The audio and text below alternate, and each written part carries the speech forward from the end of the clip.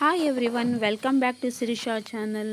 So ಇವತ್ತು ವಿಡಿಯೋದಲ್ಲಿ ಅಮ್ಮ ನಿಂಬಿಕಾಯಿ ಉಪ್ಪಿನಕಾಯಿ ಹಾಕ್ತಾಯಿದ್ರು. ಸೊ ಅದ್ರ ಬಗ್ಗೆ ಹೇಳೋಣ ಅಂತ ಹೇಳಿ ವಿಡಿಯೋ ಮಾಡ್ತಾಯಿದ್ದೀನಿ.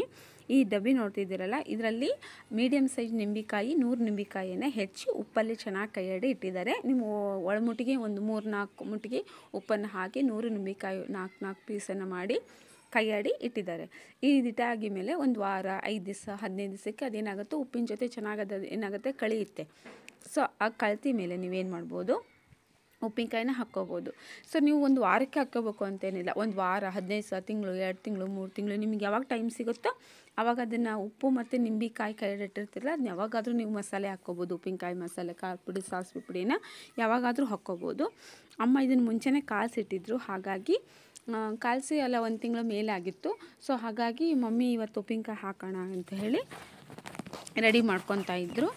ಡಬ್ಬಿ ತೆಗೆದಿದ್ರು, ಡಬ್ಬಿ ತೆಗೆದು ಮಸಾಲೆ ಎಲ್ಲನೂ ಕೂಡ ಏನು ಮಾಡಿದರು, ಸೊ ಅಣಿ ಮಾಡ್ಕೊಂಡಿದ್ರು. ನಾನು ಅದನ್ನು ತೆಗೆದೆ, ನಾನು ಮುಚ್ಚುಣಿಕಿನ ಉಪ್ಪು ಮತ್ತು ನಿಂಬಿಕಾಯಿದು ಫರ್ಮೆಂಟ್ ಆಗಿರೋದು, ಅಂದರೆ ಅದು ಚೆನ್ನಾಗಿ ಕಳ್ತಿರೋದನ್ನು ತುಂಬ ಘಮ ಘಮ ಅಂತ ನಿಂಬೆಹಣ್ಣಿನ ಸ್ಮೆಲ್ ಬರ್ತಾಯಿತ್ತು.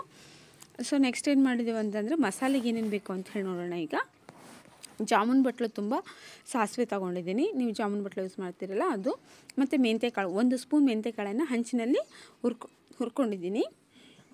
ನೆಕ್ಸ್ಟು 1 ತುಪ್ಪದ ಚಮಚ, 1 ಟೇಬಲ್ ಸ್ಪೂನು ಅರಿಶಿಣ ಮತ್ತು ಖಾರ ಪುಡಿ ನಿಮಗೆ ಖಾರಕ್ಕೆ ತಕ್ಕ ಹಾಗೆ. ಇಲ್ಲಿ ಮತ್ತು ಇದನ್ನು ತೊಗೋಬೇಕು, ಏನಪ್ಪ ಅಂದರೆ ಬೆಳ್ಳುಳ್ಳಿ. ನಾವು 5-6 ಬೆಳ್ಳುಳ್ಳಿ ತೊಗೊಂಡಿದ್ದೀನಿ. ತೋರ್ಸೋಕ್ಕೆ ಮಾತ್ರ ಸ್ವಲ್ಪ ಜಾಸ್ತಿ ಇಟ್ಕೊಂಡಿನಿ, ನಿಮಗೆ ಬೇಕಂದ್ರೆ ಜಾಸ್ತಿ ಹಾಕ್ಕೋಬೋದು, ಬೇಡ ಅಂದರೆ ಕಡಿಮೆ ಹಾಕ್ಕೋಬೋದು. ಆಮೇಲೆ ಈ ಸ್ಪೂನ್ ತೋರಿಸ್ತಿದ್ದೀನಲ್ಲ, ಈ ಸ್ಪೂನಿಂದ 2 ಚಮಚ ಖಾರ ಪುಡಿ ಹಾಕ್ಕೊಂಡಿದ್ದೀನಿ. ಸೊ ಮತ್ತೆ ಬೇಕು ಅಂದರೆ ಹಾಕ್ಕೊಳ್ಳೋಣ. ಖಾರ ನೋಡಿ, ಎಲ್ಲ ಮಸಾಲೆ ಕಾಲಿಸಿ ಮೇಲೆ ಖಾರ ನೋಡ್ಬೋದು, ಬೇಕು ಅಂದರೆ ಖಾರ ಹಾಕ್ಕೋಬೋದು. ನಾನೀಗ ಸದ್ಯ ಮಾತ್ರ 2.5 ಚಮಚ ಅನ್ನದ ಸ್ಪೂನ್ ಇರ್ತಲ್ಲ, ಅದರಿಂದ 2.5 ಚಮಚ ಹಾಕ್ಕೋಬೋದು. ಹಾಕ್ಕೊಂಡು ಎಲ್ಲ ಮಸಾಲೆ ರೆಡಿ ಮಾಡ್ಕೊಂಡೀನಿ. ಮತ್ತು ಇದು 1/4 kg ಬೆಲ್ಲವನ್ನು ಸ್ವಲ್ಪ ನೀರು ಹಾಕಿ ಪಾಕ ಮಾಡಿಟ್ಕೊಂಡಿದ್ದೀನಿ. ಯಾಕಂದರೆ ಬೆಲ್ಲದಲ್ಲಿ ಕಲ್ಲಿರುತ್ತಲ್ಲ, ಕಸ ಇರುತ್ತೆ, ಹಾಗಾಗಿ ಪಾಕ ಮಾಡಿಕೊಂಡ್ರೆ ಅದು ಈಸಿಯಾಗಿ ಅದ್ರ ಜೊತೆ ಮಿಕ್ಸ್ ಆಗುತ್ತೆ. ಮತ್ತು ಇಡೀ ಬೆಲ್ಲ ಹಾಕಿದರೆ ಬೇಗ ಕರಗಲ್ಲ, ಅದಕ್ಕೆ ಸೊ ಸ್ವಲ್ಪ ನೀರು ಹಾಕಿ 1/4 kg ಬೆಲ್ಲನ ಪಾಕ ಮಾಡಿ ಸೋಸ್ಕೊಂಡು ಇಟ್ಕೊಂಡಿದ್ದೀನಿ. ಇದಿಷ್ಟು ಮಸಾಲೆನ ರೆಡಿ ಮಾಡಿ ಇಟ್ಕೊಂಡಿದ್ದೀನಿ. ಈ ಬೆಳ್ಳುಳ್ಳಿನ ಏನು ಮಾಡ್ತಾ ಇದ್ದಾರೆ ಅಂದರೆ, ಅಮ್ಮ ನಡುವೆ 2 ಪೀಸ್ ಮಾಡಿ ಇಟ್ಕೊತಾ ಇದ್ದಾರೆ. 2 ಪೀಸ್ ಮಾಡಿದ್ರೆ ಚೆನ್ನಾಗಿ ಕಳೆಯುತ್ತೆ, ಚೆನ್ನಾಗಿ ಸಿಗುತ್ತೆ ಅಂಥೇಳಿ. ಸೊ ಎಲ್ಲ ಬೆಳ್ಳುಳ್ಳಿ, ಒಂದು 4-5 ಬೆಳ್ಳುಳ್ಳಿ ತೊಗೊಂಡು ಅದನ್ನು ನಡುವುದಕ್ಕೆ ಹೆಚ್ಚುತ್ತಾ ಇದ್ದಾರೆ ಎಳಿಗೆ ಮಣೆಯಲ್ಲಿ. ಸೊ ಹೆಚ್ಚಿ ಇದಿಟ್ಕೊಂಡು ಮೇಲಿದ್ದು ಸ್ವಲ್ಪ ಎಷ್ಟು ಬರುತ್ತೋ ಅಷ್ಟು ಸಿಪ್ಪಿನ ತೆಗಿತಾ ಇದ್ದಾರೆ. ತೆಗೆದಿಟ್ಕೊಂಡು ಈ ದುಂಡನ ಚಮಚ ಇದೆಯಲ್ಲ, ಈ ಚಮಚದಿಂದ 2 ಚಮಚ ಎಣ್ಣೆ ಹಾಕ್ಕೊಂಡಿದ್ದೀನಿ, ಒಗ್ಗರಣೆ ಹಾಕ್ಕೊಳೋಕ್ಕೆ ಅಂಥೇಳಿ. ಗ್ಯಾಸಿನ ಮೇಲೆ ಆ 2 ಚಮಚ ಎಣ್ಣೆ ಹಾಕ್ಕೊಂಡು, ಎಣ್ಣೆ ಚೆನ್ನಾಗಿ ಕಾದ ಮೇಲೆ ಅದಕ್ಕೆ ಸ್ವಲ್ಪ ಜೀರಿಗೆ ಹಾಕ್ಕೋಬೇಕು ಒಗ್ಗರಣೆಗೆ, ಉಪ್ಪಿನಕಾಯಿ ಹಾಕೋಕ್ಕೆ ಒಗ್ಗರಣೆಗೆ.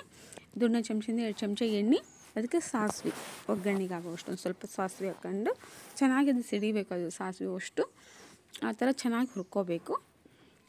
ಹುರ್ಕೊಂಡಾಗಿಮೇಲೆ ಒಂದು 7-8 ಮೆಣಸಿನ್ಕಾಯಿನ ಮುರಿದು ಹಾಕ್ಕೋಬೇಕು. ಒಂದು ಮೆಣಸಿನ್ಕಾಯಲ್ಲಿ 2-3 ಮಾಡ್ಕೋಬೋದು, ಇಲ್ಲ 2 ತುಂಡನ್ನು ಮಾಡಿಕೊಂಡು ಮೆಣಸಿನ್ಕಾಯಿ ಇಟ್ಕೋಬೇಕು. ಒಂದು 7-8 ಮೆಣಸಿನ್ಕಾಯಿ ಮುರಿದು ಹಾಕ್ಕೋಬೇಕು.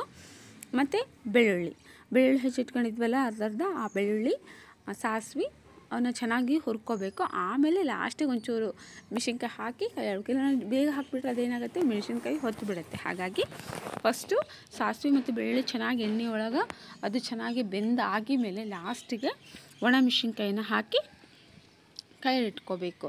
ಕೈ ಆಡಾಗಿ ಮೇಲೆ ಅದು ಸ್ವಲ್ಪ ಆರಬೇಕು. ಆರಿದ ಮೇಲೆ ಚೆನ್ನಾಗಿ ಬರುತ್ತೆ.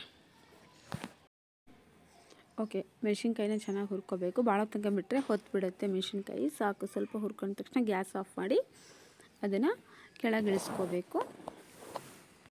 ಇಷ್ಟೆಲ್ಲ ಆಗಿದ್ಮೇಲೆ ಲಾಸ್ಟಿಗೆ ಅದಕ್ಕೊಂದು ಸ್ವಲ್ಪ ಇಂಗನ್ನು ಹಾಕ್ಕೋಬೇಕು. ಒಂದು ಸ್ವಲ್ಪ ಹಿಂಗೆ ಹಾಕಿದರೆ ಘಮ ಬರುತ್ತೆ ಅಂತೇಳಿ ಒಂಚೂರು ಹಿಂಗೆ ಹಾಕಿ ಅದನ್ನ ಇಳಿಸ್ಕೋಬೇಕು. ನೆಕ್ಸ್ಟಿಗೆ ಮಸಾಲೆಗೆ ಫಸ್ಟು 1 ಟೇಬಲ್ ಸ್ಪೂನು ಮೆಂತ್ಯಕಾಳನ್ನು ಹಾಕಿ ಮಿಕ್ಸಿ ಮಾಡ್ಕೋಬೇಕು ಚೆನ್ನಾಗಿ. ಯಾಕಂದರೆ ಮೆಂತ್ಯಕಾಳು ಗಟ್ಟಿ ಇರುತ್ತಲ್ಲ, ಬೇಗ ಒಡೆಯೋದಿಲ್ಲಲ್ವ.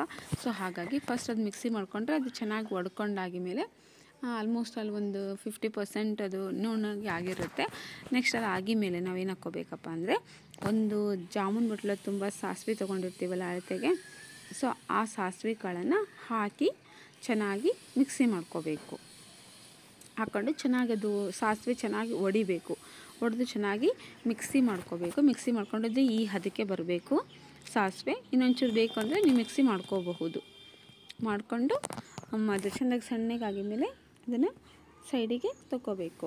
ನೆಕ್ಸ್ಟ್ ಒಂದು ದೊಡ್ಡ ಸ್ಟೀಲಿನ ಪಾತ್ರೆಗೆ ನಾವು ಉಪ್ಪು ಮತ್ತು ನಿಂಬೆಕಾಯಿ ಹಾಕಿಟ್ಟಿದ್ವಲ್ಲ ಮುಂಚೆನ, ಸೊ ಅದನ್ನು ಎಲ್ಲದನ್ನೂ ಡಬ್ಬೆಗಿಂದಷ್ಟು ನಿಂಬೆಕಾಯಿ ಹೋಳನ್ನು ಒಂದು ಪಾತ್ರೆಯಲ್ಲಿ ತೊಗೋಬೇಕು.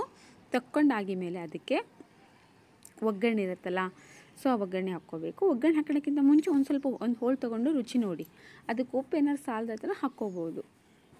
ಅದಕ್ಕೆ ಫಸ್ಟು ಮೆಂತ್ಯ ಮತ್ತು ಸಾಸಿವೆ ಮಸಾಲೆ ರುಬ್ಬಿಟ್ಕೊಂಡಿದ್ವಲ್ಲ ಆ ಒಣ ಪೌಡರ್ ಅದನ್ನು ಹಾಕಿ, ಅದಾಗಿ ಮೇಲೆ ಸ್ವಲ್ಪ ಅರಿಶಿನ ಇಟ್ಕೊಂಡಿದ್ವಲ್ಲ ಅರಿಶಿನ ಹಾಕಿ, ಒಂದು ಸ್ಪೂನ್ ಅರಿಶಿನ ಹೇಳಿದ್ವಲ್ಲ ಅದು, ಮತ್ತು ಖಾರದ ಪುಡಿ ಹಾಕ್ಕೊಳ್ಳಿ.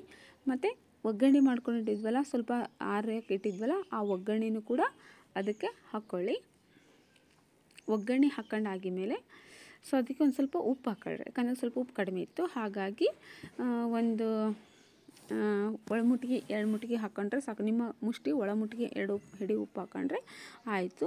ಮತ್ತು ಅದಕ್ಕೆ ಒಗ್ಗರಣೆ ಹಾಕ್ಕೊಂಡಿದ್ರಲ್ಲ ಅದನ್ನು ಕೂಡ ಹಾಕ್ಕೊಂಡು ಕಾಲಿಸ್ಕೊಳ್ರಿ. ಫಸ್ಟು ಇದು ಕಾಲಿಸ್ಕೊಂಡು ಆಗಿಮೇಲೆ ಸ್ವಲ್ಪ ಅದಕ್ಕೇನು ಹಾಕ್ಕೋಬೇಕಪ್ಪ ಅಂದರೆ ಬೆಲ್ಲದ ಪಾಕ ಮಾಡ್ಕೊಂಡಿದ್ವಲ್ಲ ಆ ಪಾಕನ ಹಾಕ್ಕೊಳ್ಳಿ. ಬೆಲ್ಲದ ಪಾಕ ಅಷ್ಟು ಹಾಕ್ಕೊಂಡು 1/4 kg ಹತ್ತಿರ ಇತ್ತಲ್ಲ ಅದಷ್ಟು ಪಾಕವನ್ನು ಹಾಕ್ಕೊಂಡು ಚೆಂದ ಕಾಲಿಸಿ ಅದನ್ನು.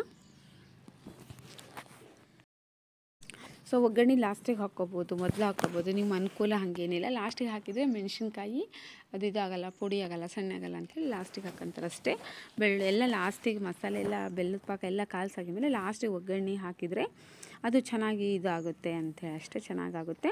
ಸೊ ಇದೆಲ್ಲ ಕೈಯಾಡಾಗಿದ್ಮೇಲೆ ಒಂದು ಸ್ವಲ್ಪ ರುಚಿ ನೋಡಿ ಉಪ್ಪಿನಕಾಯಿನ. ಒಂದು ಸ್ವಲ್ಪ ಉಪ್ಪು ಕಡಿಮೆ ಆಗಿದ್ದರೆ ಉಪ್ಪು ಹಾಕಿ, ಖಾರ ಬೇಕು ಅಂದರೆ ನೀವು ಮತ್ತೆ ಖಾರ ಹಾಕ್ಕೋಬೋದು. ನಮ್ಮ ಅಮ್ಮಂಗೆ ಮತ್ತೆ ಯಾಕೋ ಖಾರ ಕಡಿಮೆ ಆಯಿತು ಅಂತ ಮತ್ತೊಂದು 2 ಚಮಚೆ ಏನು ಮಾಡಿದ್ರು ಖಾರ ಪುಡಿ ಹಾಕಿದ್ರು, ಖಾರ ಪುಡಿ ಹಾಕಿ ಕಾಯಿಸಿದ್ರು ಖಾರ ಕಡಿಮೆ ಆಗುತ್ತೆ ಅಂತೇಳಿ. ಸೊ ನೆಕ್ಸ್ಟ್ ರುಚಿ ನೋಡಿರಿ ಒಂಚೂರು. ಅದಾಗಿ ಮೇಲೆ ರುಚಿ ನೋಡಿ. ಓಕೆ, ಸ್ವಲ್ಪ ಅಮ್ಮಂಗೆ ಖಾರ ಕಡಿಮೆ ಆಯ್ತು ಅನ್ನಿಸ್ತು, ಯಾಕಂದರೆ ನಮ್ಮ ಖಾರ ಪುಡಿ ಮೀಡಿಯಮ್ ಇದೆ, ತುಂಬ ಖಾರನೂ ಇಲ್ಲ ಇದೂ ಇಲ್ಲ. ಸೊ ಹಾಗಾಗಿ ಮೀಡಿಯಮ್ ಇರೋದ್ರಿಂದ ಇನ್ನೊಂಚೂರು ಖಾರ ಬೇಕು ಅನ್ನಿಸ್ತು ಅಮ್ಮಂಗೆ, ಹಾಗಾಗಿ ಹಾಕಿದ್ರು. ಖಾರ ನಿಮ್ಮ ಮನೆ ಖಾರ ಪುಡಿ ಹೇಗಿರುತ್ತೋ ನೋಡ್ಕೊಳ್ಳೋದು. ಕೆಲವೊಂದು ಖಾರ ಪುಡಿ ತುಂಬ ಸ್ಟ್ರಾಂಗ್ ಇರ್ತೈತಿ, ಸ್ವಲ್ಪ ಹಾಕೊಂಡಿರುತ್ತೆ. ಯಾವತ್ತೂ ಸ್ವಲ್ಪ ಹಾಕ್ಕೋಬೇಕು, ಆಮೇಲೆ ರುಚಿಗೆ ನೋಡಿಕೊಂಡು ಆಮೇಲೆ ಹಾಕ್ಕೊಂಡ್ರೆ ಅಡುಗೆ ಅದು ರುಚಿ ಕಟ್ಟಾಗಿ ಬರುತ್ತೆ. ಸೊ ಹಾಕಿ ಚೆನ್ನಾಗಿ ಕಲಸಾಗಿ ಮೇಲೆ ನೆಕ್ಸ್ಟು ಅದೇ ಡಬ್ಬಿಗೆ ತುಂಬಿಡ್ಬೋದು. ಆ ಡಬ್ಬಿಗೆ ಫಸ್ಟ್ ಕೆಳಕ್ಕೆ ಒಂದಿಷ್ಟು ಕಲ್ಲುಪ್ಪು ಹಾಕ್ಕೋಬೇಕು.